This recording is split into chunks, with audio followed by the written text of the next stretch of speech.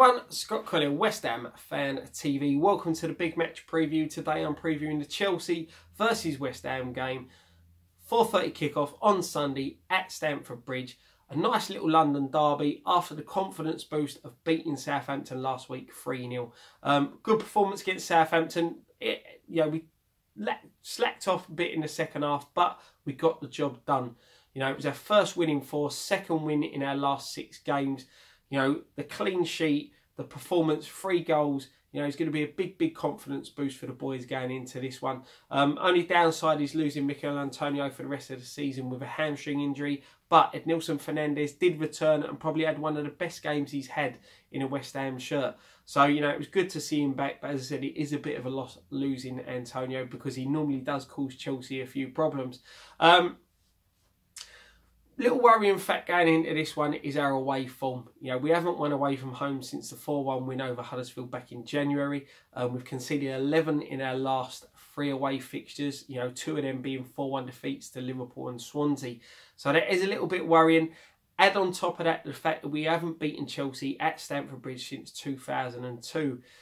It's just a little bit, worrying. But it is a London derby. We've got 3 wins in our last 6 games against Chelsea. Obviously, last time the 2 sides met was a 1-0 victory to West Ham at the London Stadium, where, we defended absolutely brilliantly. Masuaku caused Chelsea lots of problems down the left in that game. And Natovic obviously getting the early goal, which was a big boost. He's on a bit of form lately as well. So they're going to be worried about him. And I do think we have enough to cause Chelsea problems. But as we know, Chelsea have got a lot in their locker and a lot of quality players who can cause us a lot of problems.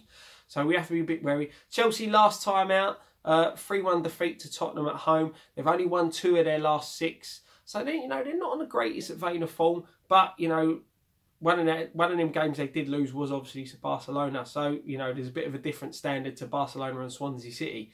So but they're going to look at this one. They're going to try and get their season back on track. But I just think if we can be determined, be resilient at the back and try and catch them on the break, which we did do to Southampton, I can see us at least getting a point in this game, which will be a massive boost going into that Stoke City game next week. Injury-wise, obviously, as I said, we have lost Antonio. Chelsea will be without David Luiz for this one. They've got doubts over Ross Barkley, Pedro, Courtois and Zappacosta. Giroud and Bakayoko are both going to be pushing for starts after being on the bench against Spurs. Giroud is a little bit of worry. He's got a good scoring record against us, when he was at Arsenal.